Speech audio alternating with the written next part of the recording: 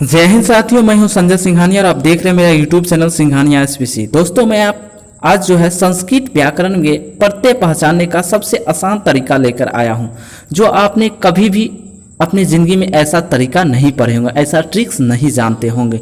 तो संस्कृत व्याकरण में प्रत्यय को पहचानने के लिए सबसे मज़ेदार ट्रिक लेकर आया हूं आज आप लोग के लिए। तो चलते हैं, आज का वीडियो शुरू करते हैं। दोस्तों वीडियो शुरू करने से पहले आप अगर मेरे इस चैनल पर नए हैं तो प्लीज़ मेरे इस चैनल को सब्सक्राइब कर लें और बेल आइकन को भी दबा लें, जिससे मैं जितना भी वीडियो डालूँ आपके पास तुरंत पहुँच जाए। तो चलते हैं, वीडियो आज शुरू करते हैं।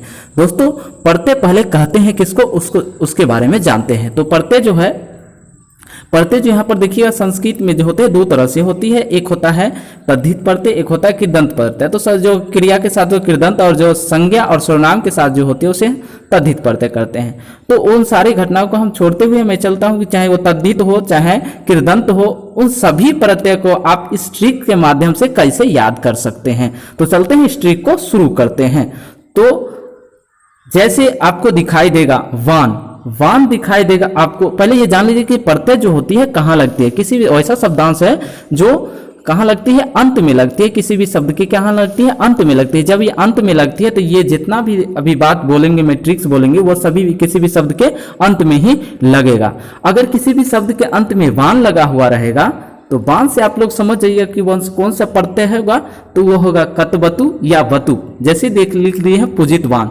पूजितवान में आपसे पूछा जाएगा कि वो कौन सा प्रत्यय है, तो आपको कौन सा प्रत्यय बोलना है, कतवतु या वतु। देखिए यहाँ कतवतु जो है क्रिया में होगा और वतु जो होगा आपको जो होगा तद्धित प्रत्यय का अंतर जो संज्ञा और सर्वनाम में लगा हुआ रहेगा। तो जैसे देखेंगे संज्ञा और सर्वनाम में लगा रहेगा अगर वान तो आप कहिएगा कि वतुप है, अगर क्रिया में लगा हुआ रहेगा वान तो आप कहिएगा कतवतु प्रत्यय है।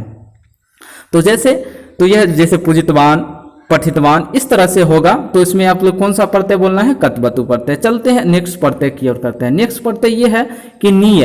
अगर किसी भी शब्द के अंत में नीय लगा हुआ रहेगा, जैसे भवनीय, शोभनीय, इस तरह से अगर लगा हुआ रहेगा तो आप कहिएगा कौन सा प्रत्यय है, तो वो आपका अनियर प्रत्यय हो जाएगा। तो इसको हम लोग कैसे नीय रहेगा तो कौन सा प्रत्यय कहेंगे, अनियर प्रत्यय कहेंगे। उसके बाद नम लगा हो, और किसी भी शब्द के लास्ट में नम लगा हुआ रहेगा, जैसे पठनम, शोभनम, इस तरह से अगर आपको लगा हुआ रहेगा दिखाई दे तो आप कौन सा प्रत्यय समझिएगा, ल्यूट प्रत्यय समझेंगे, ल्यूट प्रत्यय होगा। चलते हैं, उसके बाद व विसर्ग है। वह विसर्ग या जाति या प्रजाति, किसी भी जाति या प्रजाति का नाम रहेगा या वह विसर्ग रहेगा तो आप कौन सा प्रत्यय समझेंगे, तो अन प्रत्यय समझेंगे, अन प्रत्यय समझेंगे। तो देखते हैं वास, जैसे वासुदेव, यादव, इस तरह से जो है इसमें कौन सा प्रत्यय होगा, तो आपका अन प्रत्यय होगा। चलते हैं नेक्स्ट देखते हैं। नेक्स्ट आपको होगा कि मान। अगर किसी भी शब्द के अंत में मान लगा हुआ रहेगा तो वह कौन सा प्रत्यय होगा, मतुप, जैसे वर्धमान। अब यहाँ पर देखिए कि दो लिखे हुए हैं, एक है मतुप और दूसरा है सानस। अगर मतुप प्रत्यय रहेगा तो आप समझिएगा कि क्रिया वाला, और संज्ञा और सर्वनाम जब रहेगा तो सानस प्रत्यय हो जाएगा। संज्ञा और सर्वनाम में जब भी कोई शब्द में लगा रहेगा मान तो वो होगा सानस, और क्रिया वाला में लगा हुआ रहेगा तो आप समझिएगा कौन सा प्रत्यय, मतुप प्रत्यय है। मान लगा हुआ रहे तो कौन सा प्रत्यय, मतुप प्रत्यय। चलते हैं, उसके बाद क विसर्ग है। क विसर्ग जब भी लगा हुआ रहेगा तो आपको नबूल प्रत्यय जानेंगे। तो जैसे धाव का, पाठ का, इस तरह से रहेगा तो आप कौन सा प्रत्यय समझेंगे, नबूल प्रत्यय समझेंगे। उसके बाद है तुम लगा हुआ रहेगा, तो जैसे तुम लगा हुआ रहेगा तो तुमुन प्रत्यय होगा।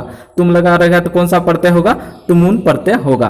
तो जैसे हो गया हंसी तुम, पठी तुम, इस तरह से रहेगा तो तुमुन प्रत्यय होगा।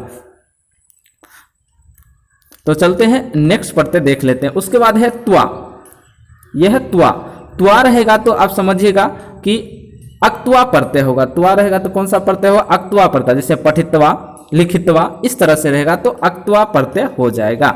उसके बाद लास्ट में आपको जब माँ दिखाई देगा, लास्ट में क्या दिखाई देगा, माँ दिखाई देगा, तो आप आसानी से पहचान सकते हैं वह कौन सा प्रत्यय होगा, इमनिच प्रत्यय होगा। जैसे पूर्णिमा, गरिमा, महिमा, इस तरह से अगर दिखाई दे तो आप कौन सा प्रत्यय समझेंगे, इमनिच प्रत्यय समझेंगे।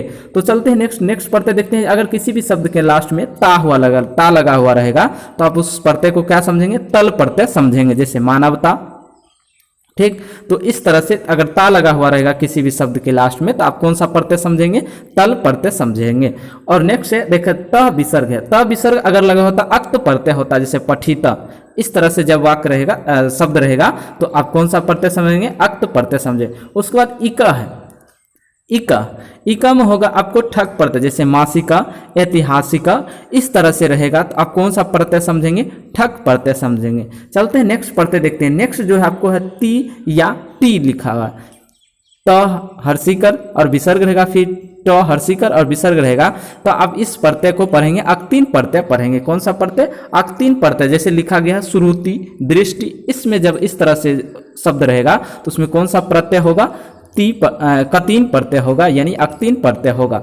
चलते हैं नेक्स्ट क्वेश्चन। जैसे नेक्स्ट में होगा कि त्वम, अगर किसी भी शब्द के लास्ट में संस्कृत में त्वम लगा हुआ तो वो कौन सा प्रत्यय होगा, त्व प्रत्यय होगा। त्वम लगा रहेगा तो कौन सा प्रत्यय होगा, त्व प्रत्यय होगा। जैसे बंधुत्वम, सुंदरत्वम, इस तरह से अगर रहेगा तो आप कौन सा प्रत्यय समझेंगे, त्व प्रत्यय समझेंगे। चलते हैं नेक्स्ट क्वेश्चन। नेक्स्ट क्वेश्चन है तमह।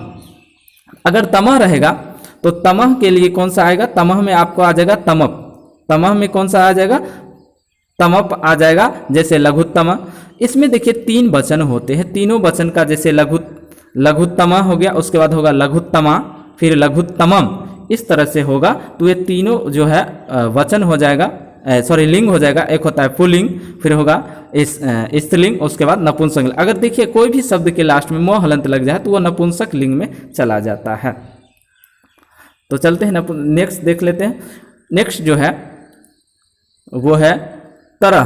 तरह जो है आपको तरह प्रत्यय के अंतर्गत है। जैसे लघुतरा, लघुतरा हो जाएगा, उसके बाद जैसे गुरुतरा, गुरुतरा और गुरुतरम, इस सब जो हो जाएगा तो आपको कौन सा प्रत्यय होगा, तरह प्रत्यय के अंतर्गत आएगा।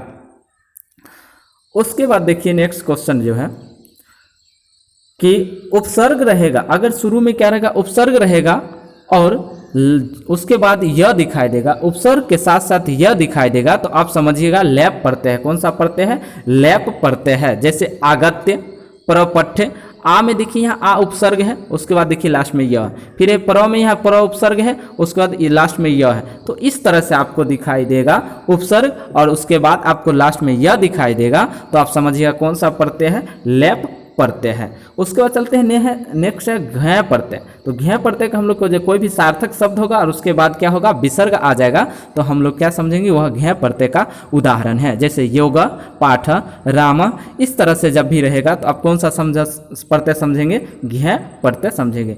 और आज का जो है लास्ट प्रत्यय जो हम बताने जा रहे हैं वो है ढक प्रत्यय। ढक प्रत्यय को हम लोग कैसे पहचानें, चाहे आई रहेगा या ए रहेगा, इस तरह से रहेगा तो आप कौन सा प्रत्यय समझेंगे, ढक प्रत्यय। जैसे कौनते, भागने, इस तरह से रहेगा तो आप कौन सा प्रत्यय समझेंगे, ढक प्रत्यय। दोस्तों मैं आशा करता हूँ कि आप लोग संस्कृत में प्रत्यय से संबंधित क्वेश्चन को उसके उदाहरण से क्वेश्चन जो होगा आप आसानी से बना सकते हैं। अगर यह वीडियो आपको अच्छा लगे है तो प्लीज़ जितने भी स्टडी ग्रुप है उसमें शेयर करने की कोशिश करें। धन्यवाद।